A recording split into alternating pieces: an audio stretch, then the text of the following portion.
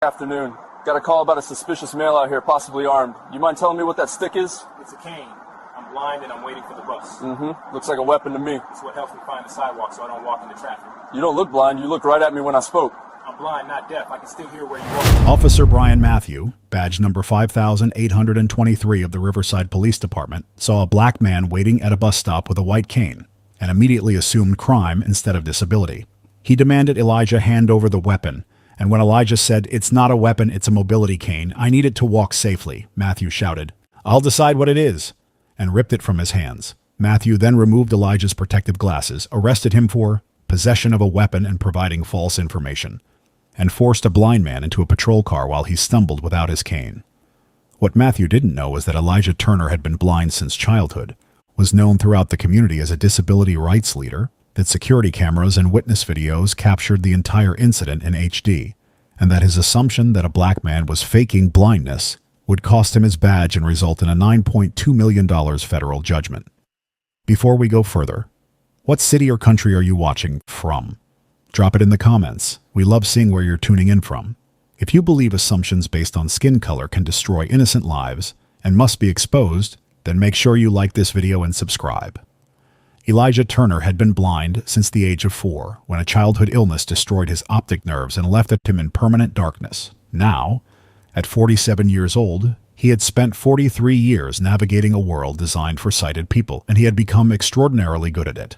He worked as a counselor at the Veterans Disability Resource Center, helping other disabled veterans adapt to life with their injuries. He served on the city's ADA Compliance Board, advising local government on accessibility issues. He taught mobility classes twice a week, showing newly blind individuals how to use white canes to navigate safely. His life was full, productive, and independent, built on decades of hard work and the tools that made independence possible.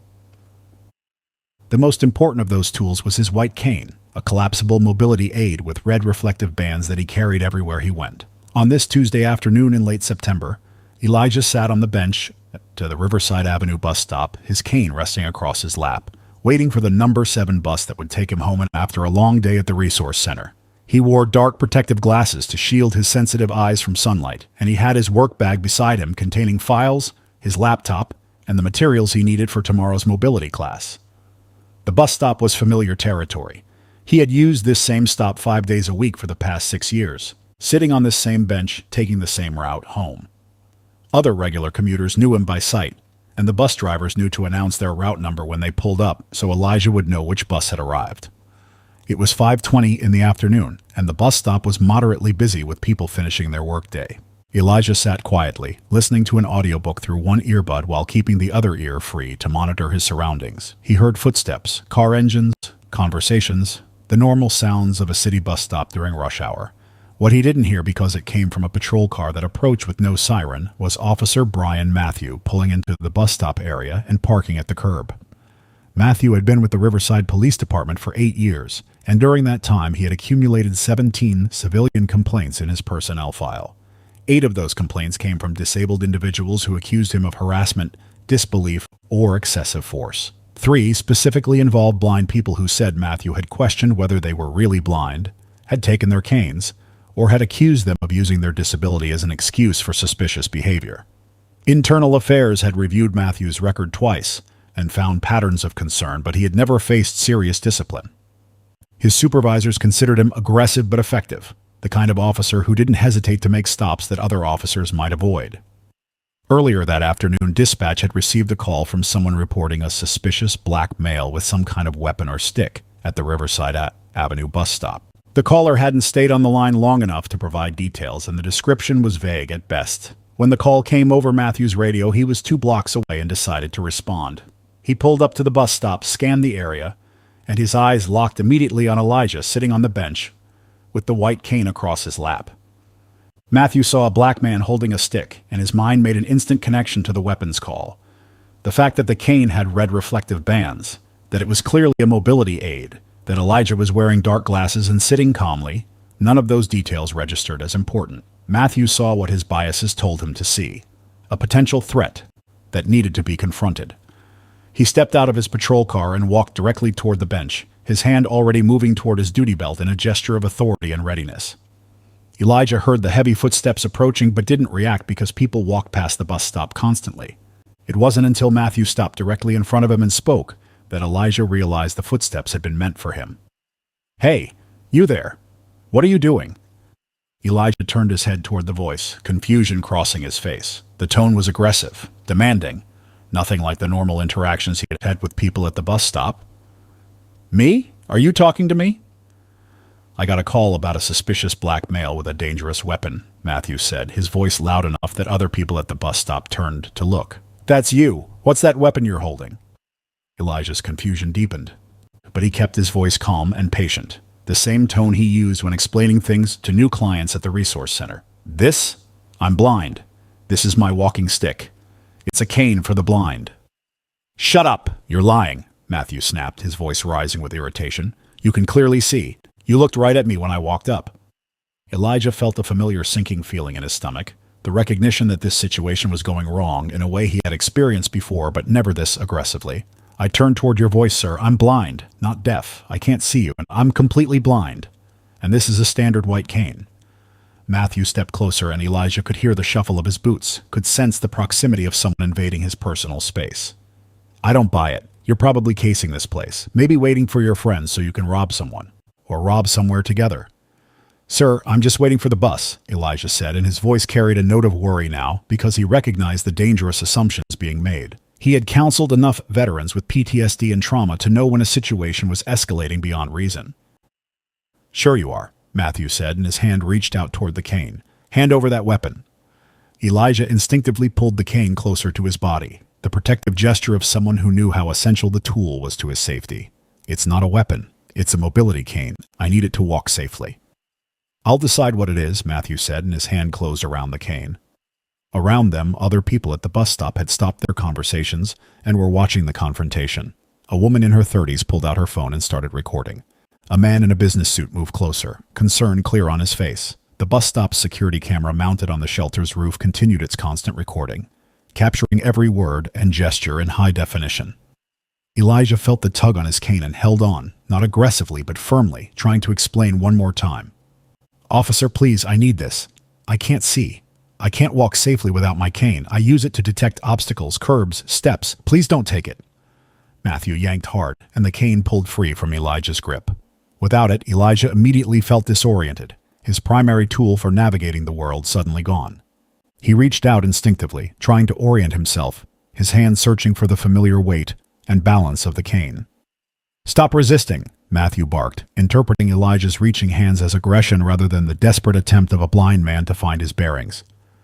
"I'm not resisting," Elijah said, his voice strained now with genuine fear. "I'm blind. I can't see. Please give me back my cane." Matthew ignored him and reached for Elijah's face, grabbing the dark protective glasses. "And take off those glasses. Let me see your eyes." "I need these," Elijah said, trying to turn his head away. "My eyes are sensitive to light. Please don't." Matthew ripped the glasses off Elijah's face, and the sudden exposure to afternoon sunlight caused Elijah to squint and turn away. His eyes, damaged since childhood, didn't focus on anything. They moved independently, searching for a visual input that would never come. The telltale sign of someone with severe optic nerve damage. But Matthew didn't see disability. He saw what he wanted to see. "See? You're fine. You're faking. You're under arrest." Elijah heard the clink of metal and recognized the sound of handcuffs. "Under arrest for what? I haven't done anything." "Possession of a weapon. Resisting arrest. Providing false information to an officer," Matthew said, grabbing Elijah's arm and pulling it behind his back. The woman recording spoke up, her voice sharp with outrage. "He's blind. That's his cane.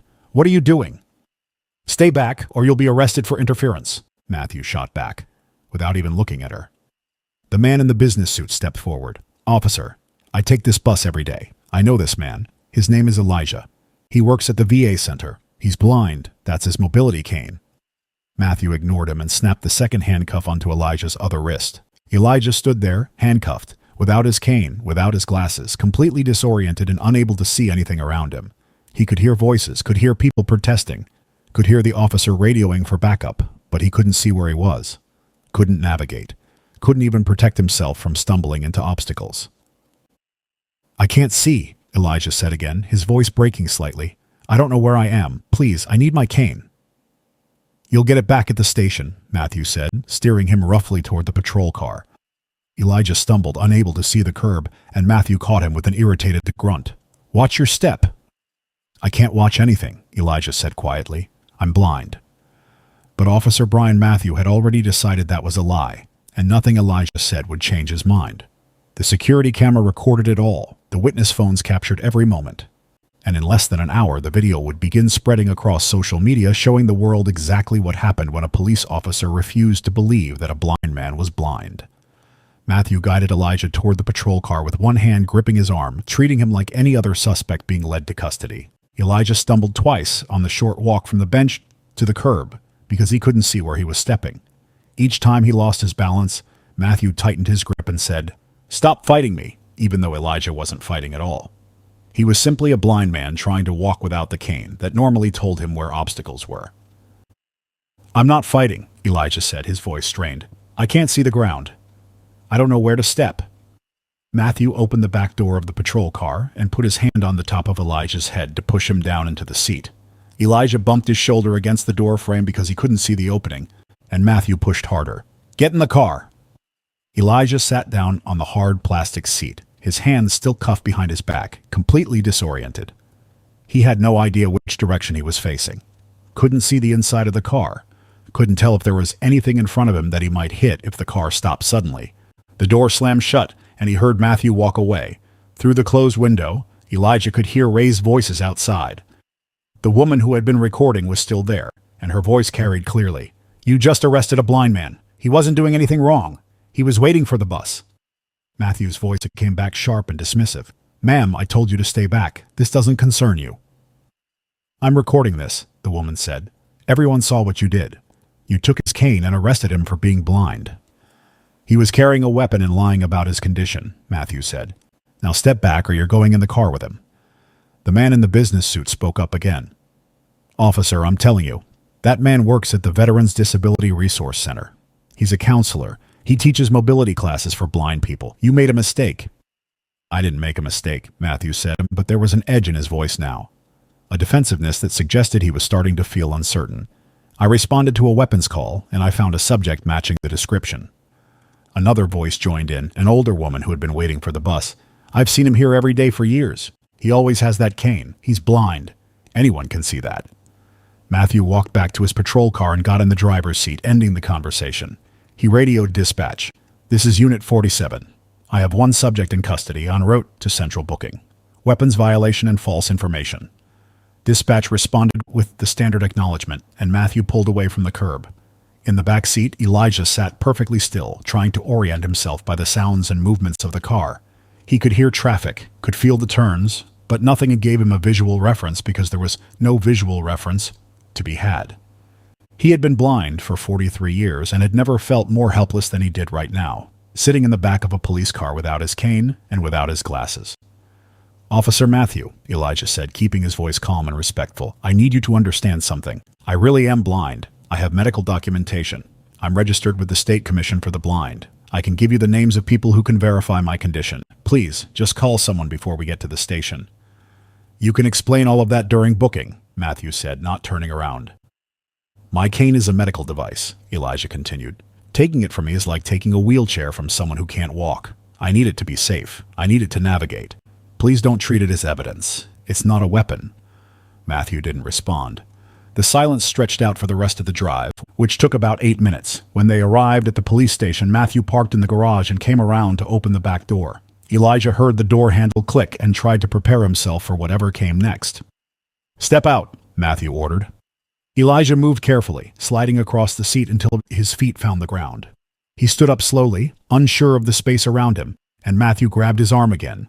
They walked through what sounded like a parking garage, then through a door that led into the station. Elijah could hear voices, footsteps, the echo of a large indoor space, but he couldn't see any of it. He was completely dependent on Matthew to guide him, and Matthew was treating him like a criminal instead of a blind man who needed assistance. They reached the booking area, and Matthew stopped. Elijah heard another voice, a deeper male voice that sounded older and carried authority. "What do we have here?" the voice asked. "Weapons violation," Matthew said. "Subject was at a bus stop with what appeared to be a weapon. Refused to cooperate, claimed he was blind." Claimed? The other voice said, and there was a note of concern in it. What do you mean, claimed? He's faking it, Matthew said. I could see him looking around. He's lying about being blind. Elijah felt a small surge of hope because the other voice sounded skeptical of Matthew's explanation. He spoke up, addressing the new person. Sir, I'm not faking anything. I've been blind since I was 4 years old. I have medical records. I work at the Veterans Disability Resource Center. I was just waiting for my bus when Officer Matthew took my mobility cane and arrested me. There was a pause, and then the other voice said, Sergeant Williams? And you are? Elijah Turner, Elijah said. I need my cane back. I can't see. I can't navigate without it. Sergeant Williams stepped closer, and Elijah heard his footsteps circle around him. Officer Matthew, where is this weapon you're talking about? In my trunk, Matthew said, and that is some kind of stick. Go get it, Williams ordered, and his tone made clear it wasn't a suggestion. Matthew left, and Elijah stood there in handcuffs, unable to see the sergeant or anyone else in the room. He heard murmuring, heard other people moving around, heard the sounds of a busy police station operating around him, and he waited, hoping that someone would finally listen and understand that he was telling the truth. Matthew returned, carrying Elijah's white cane, and set it on the booking desk. Sergeant Williams picked it up and examined it closely, turning it in his hands. The cane was clearly marked with red reflective bands, had a rubber tip designed for tactile feedback, and bore a small engraved plate that read, Property of Elijah Turner. If found, please call the State Commission for the Blind, with a phone number below. Williams looked at Matthew with an expression that had shifted from skeptical to angry. This is a standard mobility cane for the blind. It has reflective safety bands and a registration number. What part of this looks like a weapon to you? Matthew's face flushed. He was holding it in a suspicious way. The call said a blackmail with a weapon. The call said a stick, Williams corrected, pulling up the dispatch record on his computer. And this is clearly a white cane, not a weapon. He turned to Elijah. Mr. Turner, I'm going to remove these handcuffs. I apologize for what's happened here. The metal restraints clicked open, and Elijah rubbed his wrists. Williams handed him the cane, and Elijah's hands closed around it with visible relief.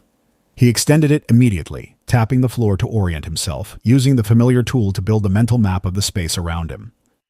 Where are my glasses? Elijah asked quietly. Williams looked at Matthew. You took his glasses? To verify he wasn't faking, Matthew said, but his voice had lost all its earlier confidence. Williams walked to Matthew's patrol car and retrieved the dark glasses from the front seat. When he returned and handed them to Elijah, the sergeant's jaw was tight with barely controlled anger. Elijah put the glasses on, and the relief on his face was immediate. His damaged eyes stopped trying to process the painful bright lights of the police station. Mr. Turner, Williams said carefully, can you tell me exactly what happened at the bus stop?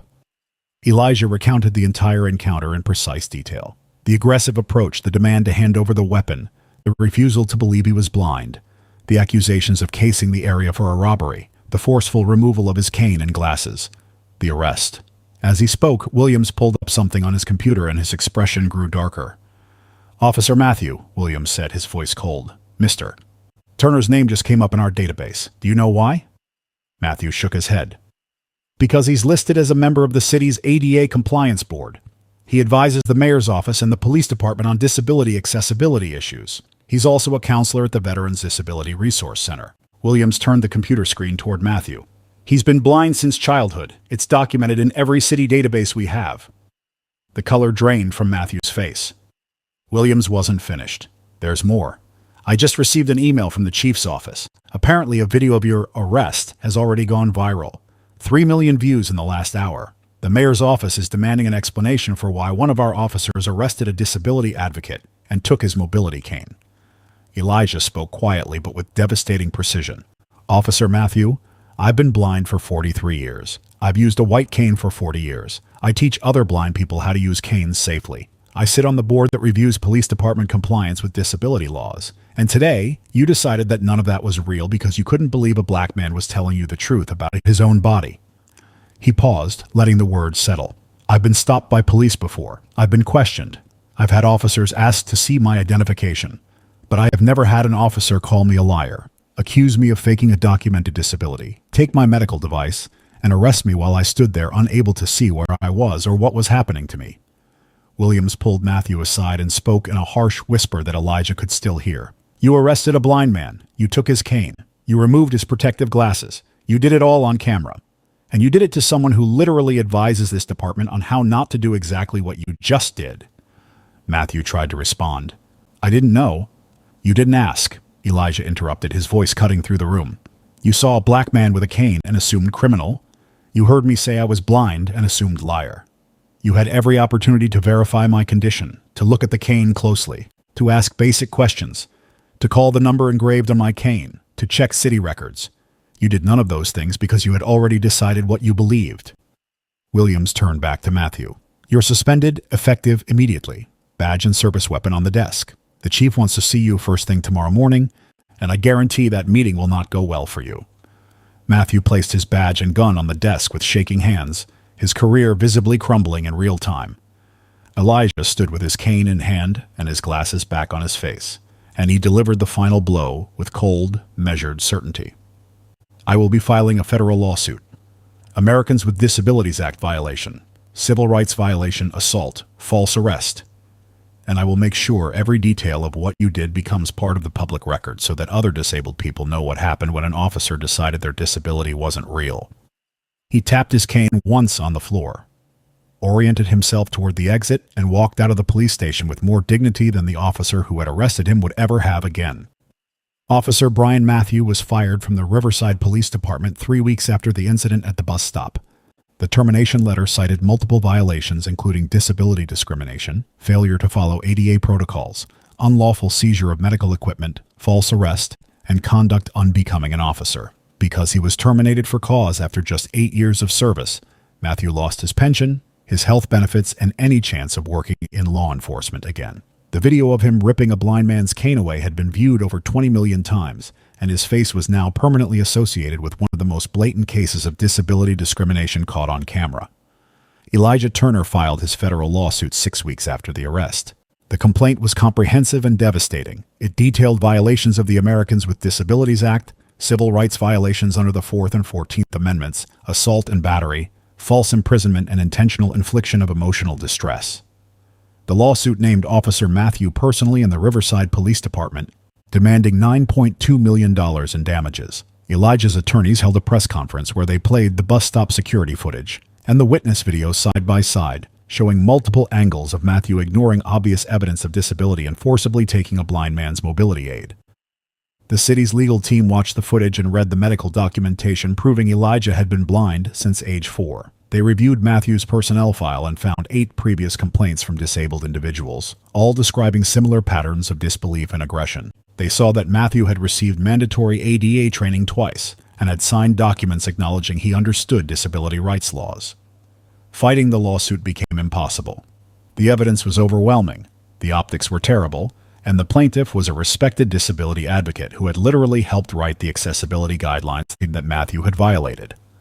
The city offered to settle for $2 million 3 months after the lawsuit was filed. Elijah's attorneys rejected it immediately. This isn't just about money.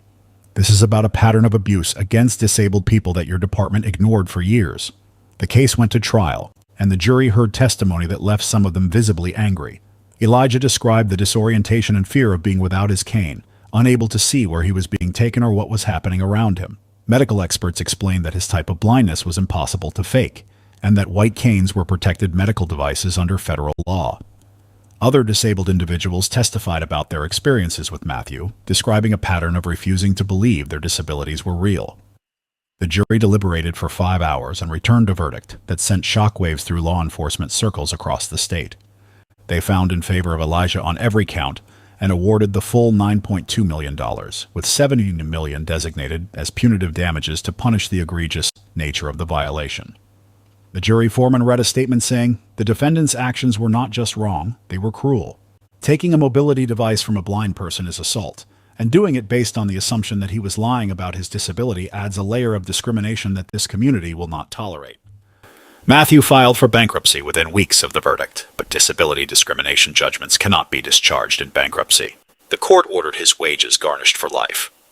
At 39 years old, he was working overnight shifts, stocking shelves at a warehouse for $12 an hour, with a significant portion of each paycheck seized to pay a debt he would never fully satisfy. He had become locally known as the officer who didn't believe a blind man was blind. And that reputation followed him to every job interview, every background check, every attempt to rebuild any semblance of the life he had destroyed. The Riverside Police Department underwent a complete overhaul of its disability interaction policies. The police chief who had failed to address Matthew's pattern of complaints was forced to retire. New mandatory training was implemented requiring officers to accept and accommodate disabilities without question. A disability liaison position was created, staffed by advocates from the blind and disabled communities. Body camera policies were strengthened to ensure all interactions with disabled individuals were recorded and reviewed. 5 other officers with similar complaint patterns were pressured to resign before formal investigations could begin. Elijah used a portion of his settlement to establish the Disability Rights Documentation Project, which provided free cameras and legal support to disabled individuals who experienced discrimination. He continued his work at the Veterans Disability Resource Center and remained on the city's ADA board, now with significantly more influence and respect. He spoke at police academies across the country, often bringing his white cane and holding it up as he told his story. This is not a weapon. This is freedom. This is independence. This is how I navigate a world that wasn't built for me. And when you take it from someone, you're not protecting the community. You're attacking someone who's already fighting just to move through the world safely. 5 years after that September afternoon at the bus stop, Elijah was honored with a National Disability Advocacy Award. Brian Matthew was still working manual labor, still making payments on a judgment he would carry for the rest of his life. The video remained online, a permanent record of what happens when assumptions override evidence and when officers refuse to believe disabled people about their own lived reality. The lesson was simple and unforgiving. Disabilities are not subject to belief or disbelief. They exist regardless of whether someone chooses to acknowledge them. And when authority figures decide they know better than disabled people about their own bodies, the consequences can be career-ending, financially devastating, and permanent. Real justice means believing people when they tell you who they are and what they need. Share this if you've ever had to prove your disability to someone who decided you are lying. What protections do you think disabled people need when dealing with law enforcement? Comment below. And if you believe taking someone's mobility aid is never justified, subscribe, because we're bringing you more stories where ableism met accountability and lost everything.